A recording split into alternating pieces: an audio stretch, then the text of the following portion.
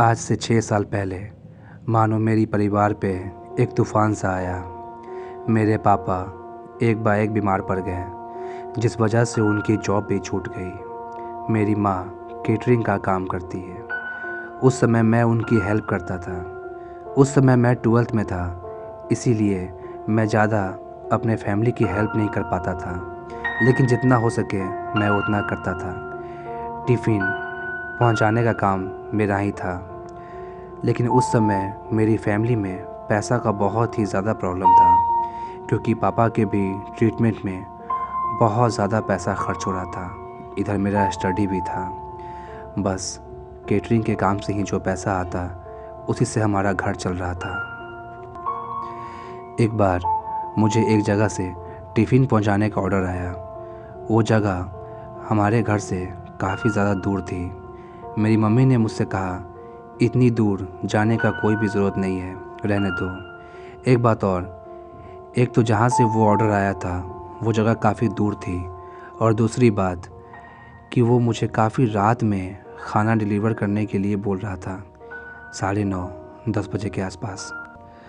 वैसे मैं बस 8 साढ़े 8 तक ही वैसे मैं 8 साढ़े 8 तक ही टिफ़िन डिलीवर करता था, लेकिन वो आदमी रात 9:30-10 बजे के आसपास टिफ़िन डिलीवरी करने के लिए बोल रहा था। तो मेरी मम्मी ने मुझे मना कर दिया, लेकिन जैसा कि मैंने बताया, मेरी फैमिली में पैसा का बहुत ही ज़्यादा प्रॉब्लम था। इसके लिए मैंने मम्मी को समझाया और मम्मी मान गई। अगले दिन रात करीब 9 बजे मैं टिफ़िन लेके निकल पड़ा। मैं अपनी साइकिल पे था। जहाँ का मुझे एड्रेस मिला था, मैं उस एड्रेस के ऊपर निकल पड़ा। जैसे जैसे मैं उस इंसान के घर के पास पहुँच रहा था, वैसे वैसे शहर पीछे छूटते जा रहा था और चारों तरफ जंगल ही जंगल होते जा रहे थे। एक समय तो ऐसा आया कि मेरे दोनों तरफ बस बड़े बड़े पेड़ थे, जंगल, चारों तरफ अंधेरा, पेड़, जंगल और कच्ची रास्ते। मतलब कि वो रोड पूरी तरीके से टूटा हुआ था। मैं मन ही मन ये सोच रहा था, कैसा इंसान है यार, कैसी जगह पे रहता है। अभी मैं जंगल से गुजर ही रहा था कि मैंने अपने आसपास देखा कि वहाँ बहुत सारे खंडर घर थे। ऐसा लग रहा था जैसे सदियों से इस घर में कोई नहीं रहता। सच बताऊं तो वो जगह देख के मुझे बहुत ही ज़्यादा डर लग रहा था, क्योंकि मेरे अलावा वहाँ पे और कोई भी इंसान नहीं था। चारों तरफ बस वीरान खाली सड़क, और उस सड़क पे मैं अकेला जा रहा था। एक बात मैं आप लोगों को यहाँ और बता दूँ कि उस समय ठंड का मौसम था। मतलब ठंड का मौसम तो था, लेकिन ठंड बहुत ज़्यादा नहीं थी। अभी जस्ट ठंड की शुरुआत ही हुई थी, लेकिन चारों तरफ कोहरा बहुत था। चारों तरफ बस धुंध ही धुंध था। उस धुंध के बीच से मैं उसके घर की तरफ बढ़ रहा था, और कुछ टाइम में ही मुझे उसका घर नज़र आया। उसका घर भी काफ़ी ज़्यादा पुराना लग रहा था। सबसे अजीब बात तो ये थी कि उस घर में बस एक ही खिड़की से मुझे हल्की सी रोशनी आ रही थी। पूरा घर एक अंधेरे में था।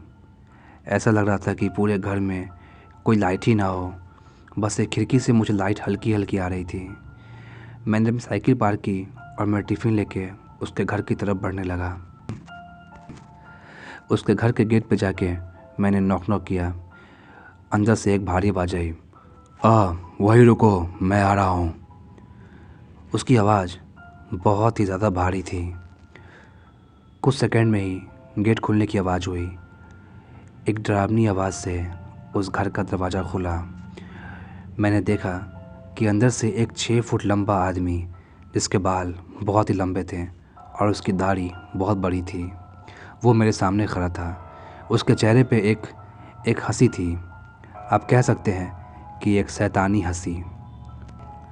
वो आदमी काफ़ी हट्टा कट्टा था, कहने का मतलब कि बॉडी बिल्डर। उसने मुझसे कहा, बच्चे, तुम्हें यहाँ आने में कोई तकलीफ़ तो नहीं हुई? मैंने कहा, नहीं, ये रहा आपका टिफ़िन, मैं चलता हूँ। मैंने उससे कहा, मैं चलता हूँ, और ये कह के मैं पीछे की तरफ पलटा। उसके बाद पीछे से आवाज़ आई, ए बच्चे रुको 1 मिनट। मैं उसकी तरफ पलटा। उसके चेहरे पे अभी भी वो शैतानी हंसी कायम थी। वो हल्का मेरे पास आया और एक हल्की आवाज़ में मुझसे कहा, संभल के जाना बच्चे, संभल के। और ऐसा बोल के वो हंसने लगा। धड़ाम दरवाज़ा बंद करने की आवाज़ आई। मैंने अपने आप से कहा, बड़ा ही अजीब इंसान है। उसके बाद साइकिल लेके मैं वहाँ से निकल पड़ा। उसके बाद डेली रात में मैं उसके लिए टिफ़िन लेके आता। टिफ़िन दे के जब मैं वहाँ से निकलता तो मुझे ऐसा लगता कि कोई तो है जो मेरा पीछा कर रहा है, क्योंकि जब भी मैं उसके घर से और जहाँ तक जंगल था उस रास्ते से जब तक मैं बाहर नहीं निकलता तब तक मुझे ऐसा लगता कि कोई मुझे देख रहा है। एक बार मैं उस इंसान को टिफ़िन दे के वहाँ से वापस निकल रहा था कि तभी मेरे साइकिल की चैन उतर गई। मैं साइकिल से उतर के वहीं पे बैठ के साइकिल की चैन लगा रहा था कि तभी मुझे ऐसा लगा कि जो जंगल है उस जंगल से कोई मुझे देख रहा है, क्योंकि मुझे ऐसा फ़ील हो रहा था कि उस जंगल में अंधेरे में कोई है और अंधेरे से कोई मुझे देख रहा है। मुझे इतना डर लगने लगा कि मैंने अपनी साइकिल की चैन लगाई भी नहीं और मैं साइकिल को लेके ऐसे ही आगे बढ़ने लगा। अभी मैं थोड़ी सी आगे बढ़ा ही था कि तभी मुझे अपने से कुछ दूरी पे एक लड़की खड़ी नज़र आई। धुंध के बीच में मुझे एक लड़की मेरे सामने खड़ी नज़र आई। उसके बाल खुले हुए थे और वो देखने में बहुत ही ज़्यादा खूबसूरत थी। मेरी नज़र उस लड़की से हट ही नहीं रही थी। वो लड़की भी मुझे लगातार देख रही थी और मैं भी उस लड़की को लगातार देख रहा था कि तभी मेरी दूसरी तरफ कुछ गिरने की आवाज़ हुई। जैसे ही मैं दूसरी तरफ पलटा और फिर वापस से मैं उस लड़की की तरफ पलटा तो वहाँ पे वो लड़की नहीं थी। मैं चारों तरफ उस लड़की को देखने लगा, लेकिन वो लड़की मुझे कहीं भी नज़र नहीं आई। पहले तो मुझे लगा कि शायद ये मेरा वहम था, क्योंकि मैंने बताया ना कि अभी तक मैं काफ़ी दिनों से टिफ़िन देने आ रहा था, लेकिन मुझे रात में इस रोड पे कोई भी इंसान नज़र नहीं आता। उसके बाद मैं अपनी साइकिल लेके वहाँ से निकल पड़ा, लेकिन रास्ते में मैं उस लड़की के बारे में ही सोच रहा था, क्योंकि वो लड़की बहुत ही ज़्यादा खूबसूरत थी। एक रात फिर से मैं टिफ़िन दे के वापस आ रहा था। पता नहीं क्या इस पर मुझे क्या हुआ कि मैं वहीं पर रुक गया। मैं वहीं पर रुक के उस लड़की का वेट करने लगा। मुझे लगा था कि वो लड़की ज़रूर आएगी और ऐसा ही हुआ।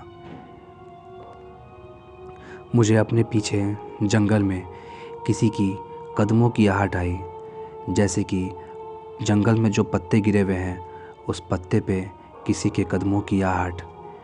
जिस तरफ से वो आहट आ रही थी मैं उस तरफ पलटा। अंधेरा बहुत था, इसलिए मुझे नज़र नहीं आ रहा था कि जंगल के अंदर से कौन आ रहा है। एक पल को तो मुझे डर भी लगने लगा कि कहीं कोई जंगली जानवर तो नहीं आ रहा है जंगल के अंदर से।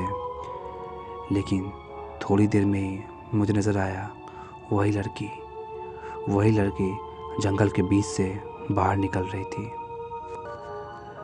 उस लड़की को देख के मुझे थोड़ा डर भी लग रहा था कि तभी वो लड़की मेरे पास आने लगी। वो मेरे पास आके खड़ी हो गई। बिल्कुल कुछ सेकंड के लिए तो मैं समझ ही नहीं पा रहा था कि ये सच है या सपना।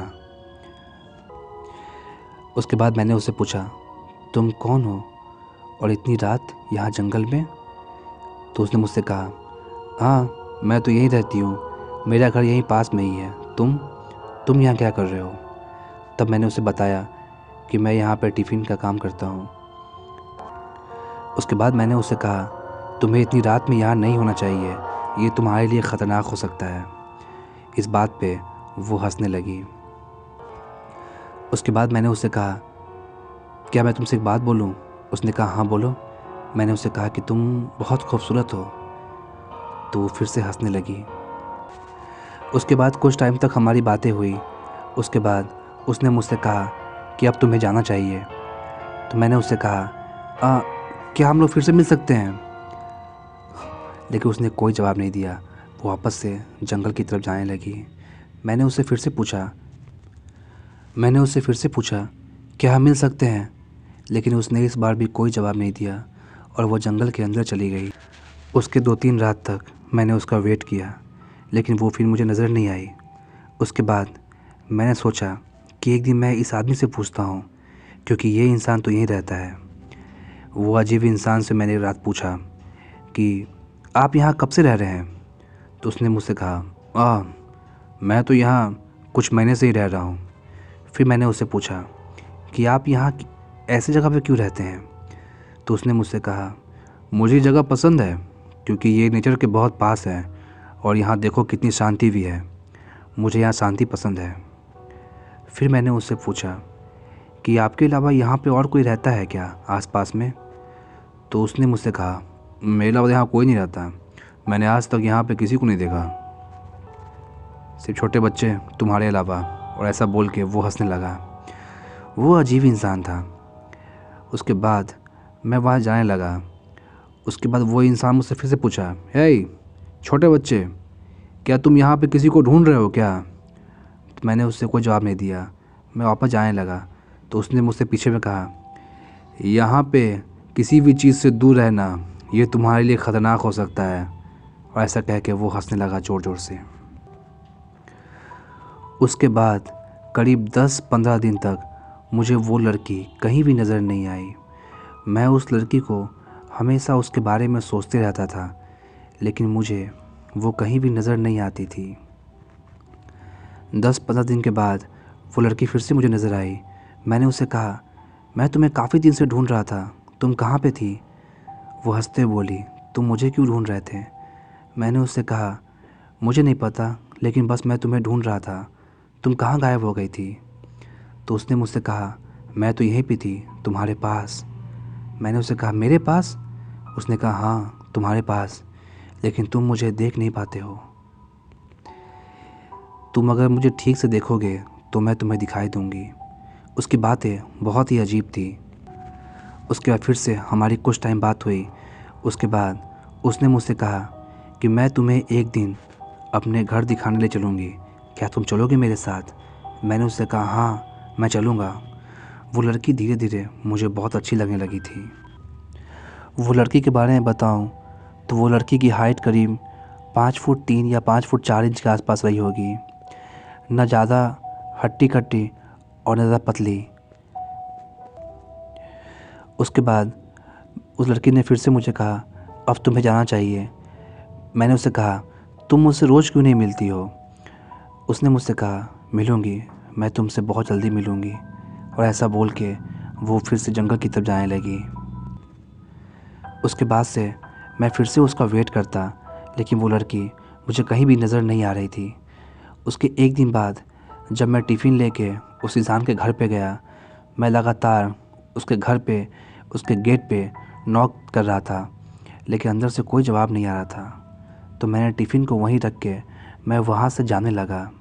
मैं वहाँ से जा ही रहा था कि तभी मुझे थोड़ी दूर जंगल की तरफ मुझे वो आदमी उसी लड़की के साथ नज़र आया। मैं अपनी साइकिल से उतर के एक पेड़ के पीछे छुप के देखने लगा कि आखिर ये दोनों कर क्या रहे हैं। मैंने देखा कि वो दोनों आपस में हंसते हुए बात कर रहे थे। उसके बाद वो दोनों जंगल की तरफ जाने लगे, उसी तरफ जहाँ पे वो लड़की जाया करती थी हर बार। मैं भी चुपके से उन दोनों का पीछा करने लगा। मैं बिल्कुल दबे पाँव से उन दोनों का पीछा कर रहा था। वो लोग क्या बात कर रहे हैं मैं ये तो नहीं सुन पा रहा था, क्योंकि वो दोनों बहुत ही धीरे धीरे बात कर रहे थे। लेकिन मुझे अभी उस इंसान पे बहुत गुस्सा आ रहा था और उस लड़की के ऊपर भी। उसके बाद मैंने देखा कि वो दोनों एक खंडर के अंदर जाने लगे। मैं खंडर के बाहर से ही, एक टूटी हुई खिड़की थी, उस खिड़की से मैं देख रहा था कि वो लड़की उस इंसान के काफ़ी पास जा रही थी और उसके बाद वो दोनों एक दूसरे के बहुत ही पास चले गए। ये देख के मानो मुझे इतना ख़राब लग रहा था। उसके बाद मैं वहाँ से वापस मुड़ के जाने लगा। मैं जैसे ही हल्का सा पीछे की तरफ मुड़ा था कि तभी अंदर से एक ज़ोरदार चीखने की आवाज़ आई, उस इंसान के चिल्लाने की आवाज़। मैं वापस से खिड़की की तरफ मुड़ा और मैंने देखा तो जो अंदर का नज़ारा था वो देख के मेरे होश उड़ गए। मैंने देखा कि उस लड़की ने उस आदमी के गले पे एक ज़ोर से अपनी दाँत को उसके गले पे लगा दिया, जिस वजह से उसके गले से बहुत ही ज़्यादा खून निकल रहा था। और उस लड़की के हाथ में एक चाकू भी था, जिस चाकू से उसने उस आदमी के ऊपर कई सारे वार किए। उसके गले से जो खून निकल रहा था वो लड़की उस खून को पी रही थी। ये देख के मुझे बहुत ही अजीब लगने लगा। अंदर का नज़ारा बहुत ही ज़्यादा भयानक था। वो आदमी उस लड़की को खुद से दूर करने की कोशिश कर रहा था, लेकिन वो लड़की लगातार चाकू से उसके ऊपर वार कर रही थी। ऐसे तो वो आदमी मर ही जाता। एक पल को तो मेरे मन में ये आया कि मैं वहाँ से भाग जाऊँ। फिर उस इंसान के ऊपर मुझे थोड़ी सी दया भी आने लगी। किसी तरीके से मैं उस इंसान को बचाना चाहता था। तब मेरे मन में एक आइडिया आया। मैंने खिड़की से चिल्लाया, हे तुम क्या कर रही हो? कि तभी वो लड़की मेरी आवाज़ सुन के एक जानवर की तरह मेरी तरफ पलटी। सच बता रहा हूँ, जब वो मेरी तरफ पलटी तो उसका चेहरा देख के तो मानो मेरी जान निकल गई। पूरे मुंह में उसका खून लगा हुआ था और उसके आँखों में खून सवार था। मुझे देखते ही वो किसी पागल की तरह मेरी तरफ दौड़ने लगी। मैं भी वापस से दूसरी तरफ भागने लगा। जब मैं भाग रहा था तब मैं अपने पीछे उस लड़की के भागने की आवाज़ साफ साफ सुन पा रहा था। जितना हो सके मैं उतना तेज़ भाग रहा था और तभी मेरे पीछे से वो भागने के आने की आवाज़ आनी बंद हो गई। मैं एक पेड़ के पास जाके छिप गया। मैं एक पेड़ के पीछे छुपा ही था। उस खामोशी में मैं अपने दिल की धड़कन साफ साफ सुन पा रहा था। चारों तरफ बस खामोशी ही खामोशी थी। मैं उस पेड़ के पीछे छिपा हुआ था कि तभी मुझे मेरे अपने पीछे किसी की सांस महसूस हुई। ऐसा लगा कि कोई मेरे पीछे है जो सांस ले रहा है। मैं डरते हुए जब पीछे पलटा तो वो लड़की बिल्कुल मेरे पीछे खड़ी थी, बिल्कुल मेरे पास। उसके हाथ में वो चाकू था।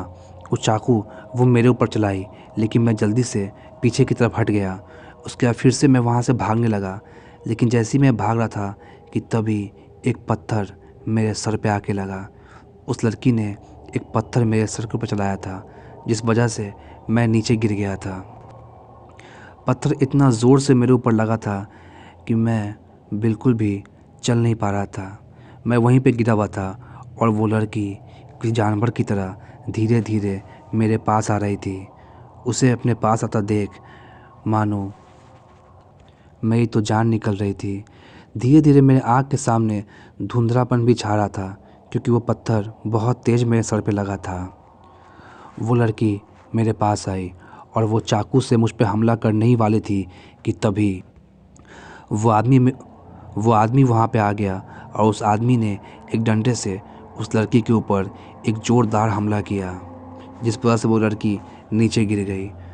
उसके बाद मेरे आंखों के सामने पूरा अंधेरा छा गया। मैं बेहोश हो गया। जब मुझे होश आया तो मैं हॉस्पिटल में था। वो आदमी भी वहीं हॉस्पिटल में ही एडमिट था। उसके बाद मुझे मालूम पड़ा कि वो लड़की एक साइको थी। उसकी दिमागी हालत ठीक नहीं थी। उसे किसी भी इंसान या जानवर का खून पीना पसंद था। उस इंसान की वजह से मेरी जान बच गई और उस इंसान का ये कहना है कि मेरी वजह से उसकी जान बच गई।